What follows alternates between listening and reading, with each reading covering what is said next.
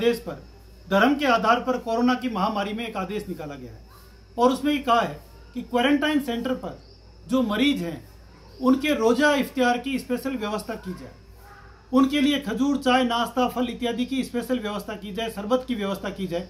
मुख्यमंत्री जी, इसी लॉकडाउन में नवरात्रा का त्यौहार आया था, तब चाय की भी व्यवस्था आपने नहीं की थी। इसी लॉकडाउन में बाबा साहब अम्बेडकर जी की जयंती आई थी, महावीर जयंती आई थी, महात्मा ज्योतिबा फुले जयंती आई थी और आज भगवान परशुराम जयंती है। आपके किसी सरकारी आदेश में इन जगहों पर जाकर मूर्तियों की धुलाई का भी आदेश आपकी सरकार ने नहीं निकाला।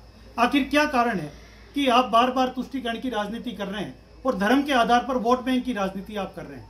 और जब भी हम आपको कोई भी इस तरह का सुझाव देते हैं, आपका ध्यान आकर्षित करते हैं, तो आपके नेता आकर कहते हैं कि बीजेपी के लोग राजनीतिकरण कर रहे हैं। मैं आपसे निवेदन करूंगा कि कोरोना के इस संकट में आप राज धर्म का पालन करें। कोरोना के इस संकट में आप इस तरह से धर्म के आधार पर नहीं करें। आपने एक भी इस व्रत और त्योहार में भी कोई व्यवस्था करते, आप सभी धर्मों का समान रूप से आदर करते, आप इन सभी धर्मों के लिए कुछ न कुछ आदेश करते। आपने जब खाटू श्याम जी का मेला हुआ तब भी जजिया कर लगाया था। आखिर आपके मन में और आपकी भावनाओं में इस प्रकार से एक तुष्टीकरण की राजनीति क्यों बैठी हुई है? और कोरोना के इस महासंकट में जब पूरा विश्व इससे लड़ रहा है, उस समय में भी आप धर्म और जाति की राजनीति कर रहे हैं।